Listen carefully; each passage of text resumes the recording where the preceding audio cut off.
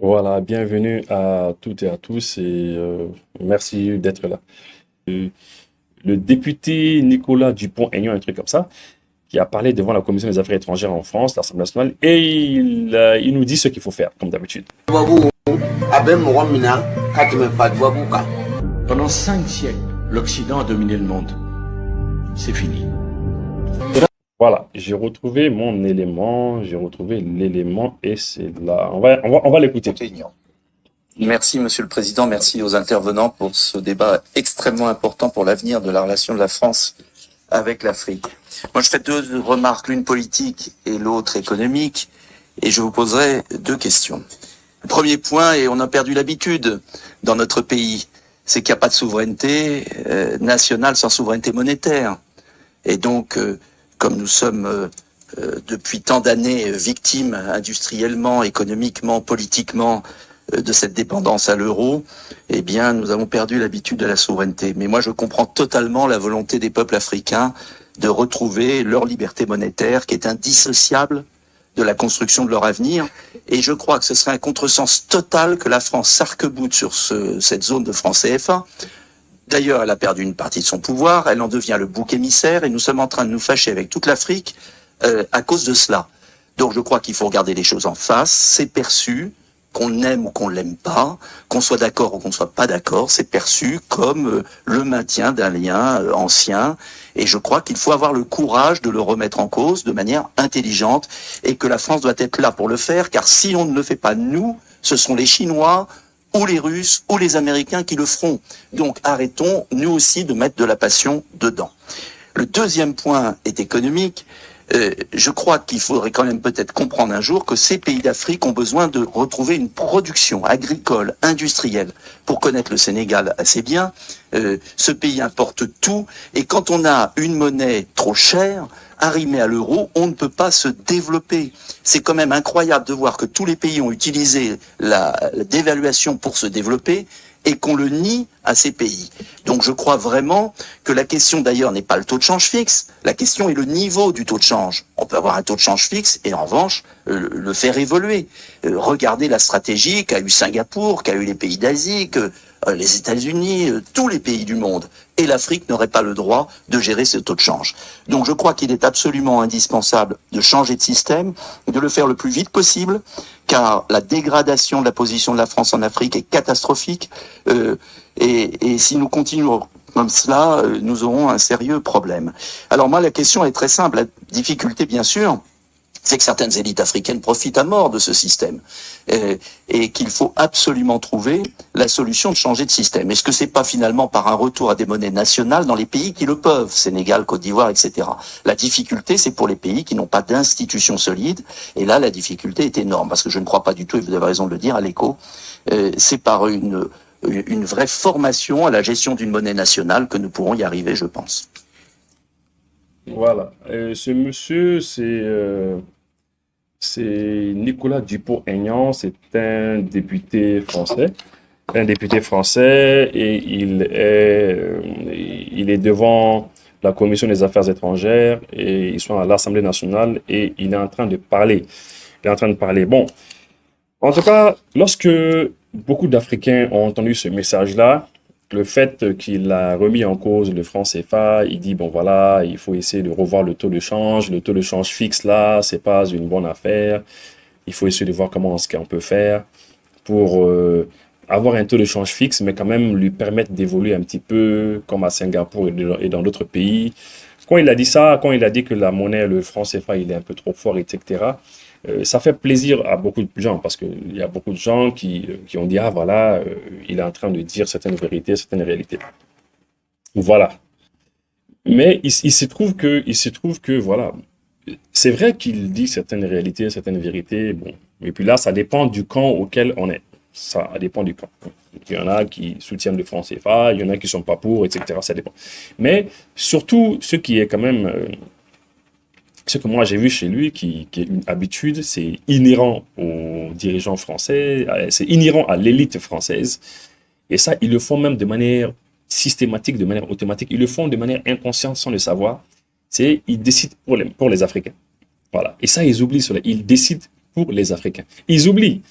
Et il a proposé, il dit non, mais écoutez, il faut qu'on arrête avec cette histoire de franc CFA comme c'est comme ça, il faut qu'on essaie de permettre au taux de change de varier, parce qu'ils ne pourront pas se développer, ils ne font qu'importer au Sénégal, par exemple, il a donné le cas du Sénégal, hein, mais dans l'Afrique de l'Ouest, dans la CEDEAO, on va dire dans les pays de l'UEMOA pratiquement, les pays de l'UEMOA, dans les pays de l'UEMOA, les 8 pays de l'UEMOA qui utilisent le franc CFA, le seul pays qui arrive à s'en sortir un petit peu, c'est la Côte d'Ivoire. Hein. Tout le monde le sait, ils ont la plus grosse économie et c'est eux qui arrivent à s'en sortir avec la manne du cacao. Donc, grâce au cacao, ils arrivent à s'en sortir. Et là, c'est pas toujours. Mais quand même, il a parlé un petit peu, il a essayé d'expliquer, de donner quelques raisons. Et vers la fin, il dit il faut peut-être aller vers des monnaies nationales pour ceux qui peuvent le faire, parce que lui ne croit pas à l'ECOWAS, hein, la monnaie que Alassane Dramane Ouattara, le président Alassane, voulait mettre en place avec le président Macron, qui est différente de l'éco de la CEDEAO lui-même, parce que la CEDEAO voulait faire une éco, hein, qui avait qui est différente, hein, qui avait des principes de fonctionnement différents à l'écho que le président Alassane veut faire avec Emmanuel Macron. Voilà. Donc, et là, il suggère, il dit de faire ci, faire ça. Donc, on comprend que, une fois de plus, c'est eux qui décident pour nous. Et ça, c'est une erreur de vouloir décider pour les Africains. Voilà. Il faut pas. Même moi qui ne suis pas trop d'accord avec le franc CFA, avec certains principes du franc CFA, eh bien, je ne me permets pas de dire non, allons-y forcément vers là. Non. Je dis toujours, les spécialistes de cette monnaie, les spécialistes de la monnaie en Afrique, ici, en Afrique de l'Ouest, particulièrement dans l'UEMOA ici, les spécialistes, on veut qu'ils s'expriment là-dessus. On veut qu'ils s'expriment là-dessus. Voilà, il faut que nos États fassent un choix. Mais ce choix ne peut se faire que si les spécialistes de la question s'emparent de la question, discutent de la chose et font quelque chose. C'est ça, mais il ne faut pas leur dire non, allez, faites une monnaie nationale, faites ci, faites ça. Et quand on l'écoute, on sent qu'une fois de plus, bon, voilà, c'est vrai, il est de bonne foi. Il veut peut-être que l'État français arrête avec cette histoire de franc CFA et avec cette manière-là, mais il propose pour nous, il dit allez-y, allons-y. Et moi, ça m'étonne de voir que ce soit à l'Assemblée nationale française qu'on discute de ça. Vous savez, dans la constitution malienne, dans la constitution ivoirienne, sénégalaise, dans toutes les constitutions des pays de l'UEMOA, les 8 pays qui utilisent le franc CFA dans l'Afrique de l'Ouest, parce que le franc CFA, il est utilisé dans 8 et 6, ça fait dans 12 pays. Vous voyez, pardon, ça fait 14 pays, pardon, je m'excuse, j'ai mal calculé. Le franc CFA, il est utilisé dans 14 pays. 14 pays de l'Afrique. Donc, il y a 8 pays dans l'Afrique de l'Ouest, pour ceux qui ne le savent pas, 8 pays dans l'Afrique de l'Ouest qui utilisent le franc CFA, et il y a 6 pays dans l'Afrique centrale qui utilisent le franc CFA. Voilà. Et maintenant, il y a le franc comorien aussi qui est utilisé par les Comoriens, mais qui est une espèce aussi de franc CFA. Dans ces 8 pays-là, dans nos constitutions, il est inscrit, il faut aller chercher, vous allez voir, il est inscrit dans nos constitutions quelque part que le régime de l'émission de la monnaie, donc le régime de l'émission de la monnaie, c'est-à-dire si il faut un taux de change fixe ou flottant, c'est de ça dont ils veulent parler, doit être choisi, c'est-à-dire ce sont les députés de l'Assemblée nationale qui doivent légiférer dessus. Ça veut dire quoi? Ça veut dire que le taux de change de nos monnaies, le régime de l'émission, c'est-à-dire si on veut un régime flottant, un régime qui flotte, ou bien qui est fixe, ce sont les députés qui doivent choisir, qui doivent légiférer dessus. C'est ce qui est dit. C'est ce qui est dit. En tout cas, c'est ce que moi j'ai compris. Mais vous allez voir que dans aucun des 8 pays de l'UEMOA, aucun pays, c'est-à-dire aucune assemblée nationale ne s'est réunie pour parler de la question. Et même dans l'Afrique centrale. Dans l'Afrique centrale, vous allez voir, il n'y a aucun pays où les députés se sont assis pour parler du régime de l'émission de la monnaie. Que ce soit un régime flottant ou fixe, jamais. Vous savez, il y a des monnaies qui sont fixes. Il y a la parité fixe. Il y a des monnaies, c'est la partie flottante. Donc, c'est la monnaie, c'est une monnaie qui fluctue. Ça monte, ça descend. Voilà. Et ce sont les députés qui doivent discuter de cela. Et vous allez voir que là, ce sont les députés français qui parlent de cela au niveau de l'Assemblée nationale française. Vous voyez que c'est quand même bizarre, c'est quand même mystérieux de voir à quel point la monnaie qui est censée être la nôtre, eh bien, c'est en France que le député parle de cela. Et pendant que le député, M. Dupont-Aignan, est en train de parler de cela, vous voyez, il y a des dames derrière, personne. Il y a des gens dans la salle qui font autre chose. Ils font autre chose. Ils ne sont pas concentrés, ils sont sur leur téléphone, ils font autre chose. Voilà, c'est-à-dire, ceux qui disent ça n'intéresse personne, visiblement. Oui. Maintenant, on va essayer d'expliquer un petit peu ce que M. Dupont-Aignan a voulu dire. Parce que la monnaie, vous savez, elle est compliquée. Quand on parle du taux de change fixe, taux de change flottant, les gens ils se perdent rapidement. Voilà. En fait, j'ai pris les notes. Il dit d'abord qu'il ne croit pas à l'écho. D'abord, l'écho, c'est, vous savez, les pays de la CEDEAO. Les 15 pays de la CEDEAO voulaient faire une monnaie. C'est-à-dire, dans la CEDEAO, il y a 8 pays qui utilisent le franc CFA. C'est les pays de l'UEMOA. Il y a 7 pays, chacun a sa monnaie. Il y a la Guinée-Conakry, il y a tous ces pays-là. Il y a le Nigeria, le Ghana, le tout petit pays là, qui est au beau milieu du Sénégal, là, le pays de 400 km, là. La Gambie. Voilà. Tous ces pays-là ont leur propre monnaie. 7 pays ont leur monnaie, 8 pays utilisent le franc CFA. Et là, la CEDEAO a voulu faire sa monnaie. Ils l'ont appelée ECOWAS. Voilà, Economic Community of West African States. Et il se trouve que avant qu'ils n'essaient de la mettre en place, pendant qu'ils discutaient, etc., entre-temps, on a vu le président Macron, tac, il est venu avec le président Alassane Ouattara. Ils ont dit, bon voilà, eux aussi, ils ont leur écho, et leur écho, voici les conditions de leur écho. Voilà. Donc maintenant, ce monsieur, il dit que lui ne croit pas à l'écho là qu'on veut faire. Voilà, ça, c'est clair déjà. Maintenant, il dit que lui, il pense que pour mieux se développer, il trouve que notre monnaie, elle est chère. Il a parlé de monnaie chère. Pourquoi il dit que le franc CFA est cher? Alors qu'il y a beaucoup d'Africains qui pensent que le franc CFA est trop faible. Et pour eux, il faut une monnaie forte pour être fort. C'est ça. Généralement, c'est ce qu'il y a dans la mémoire collective des gens. Il faut une monnaie forte pour être fort. Alors que ce n'est pas forcément cela. C'est pas forcément cela. Oui. Pourquoi il dit que notre monnaie, elle est chère? Parce que notre monnaie, le franc CFA, est accroché à l'euro. Ils sont accrochés l'un à l'autre. Voilà, c'est ça qu'on appelle la monnaie. Le franc CFA est arrimé à l'euro. On est arrimé à l'euro, donc on est accroché à l'euro. Et puisqu'on est accroché à l'euro, et il y a une parité fixe entre nous, la parité fixe, c'est ce qui fait que 1 euro, ça fait 655,957, un truc comme ça. Voilà. Bon, maintenant, cette parité fixe-là, hein, eh bien, elle ne varie pas, elle ne bouge pas. C'est-à-dire, c'est un taux de change fixe. Ça veut dire que quand on dit parité fixe et taux de change fixe, c'est la même chose qu'on veut dire. On veut dire la même chose. Quand on dit taux de change fixe, ça veut dire que 1 franc CFA, et disons 1 euro, à chaque fois, il va s'échanger contre 655,957 francs CFA. Voilà.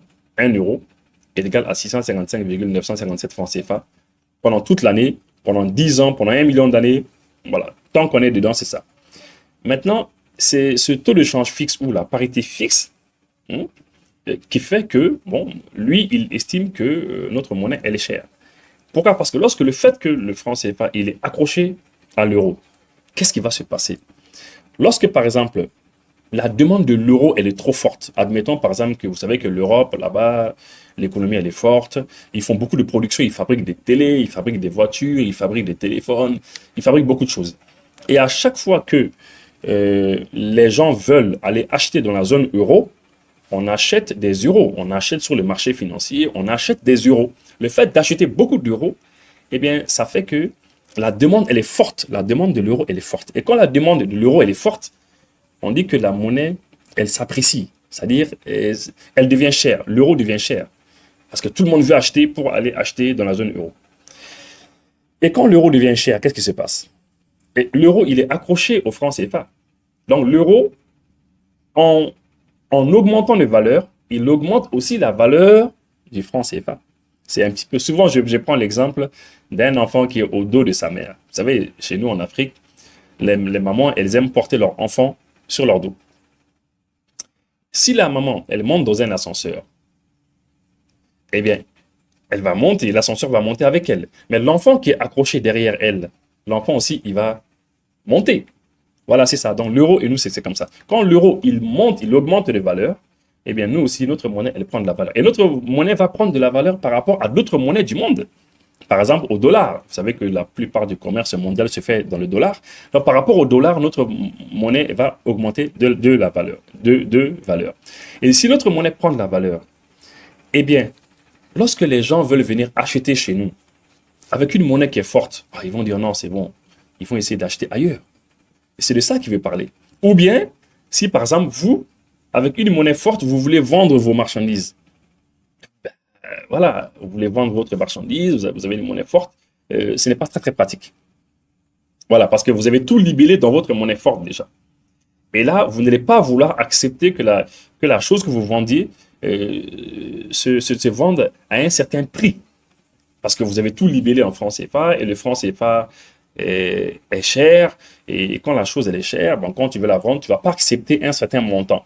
C'est de ça dont il veut parler, M. Dupont-Aignan. Il veut dire que voilà, bon, il se trouve que le fait que notre monnaie soit arrimée à l'euro, accrochée à l'euro, et que il y a un taux de parité, il y a une parité fixe, donc taux de change fixe entre nous, il dit que c'est un problème. Et il dit que bon, voilà, ce qui serait bien, c'est quand même, il dit que lui, il pense que le fait que la parité soit fixe, il dit que ça, c'est pas un problème.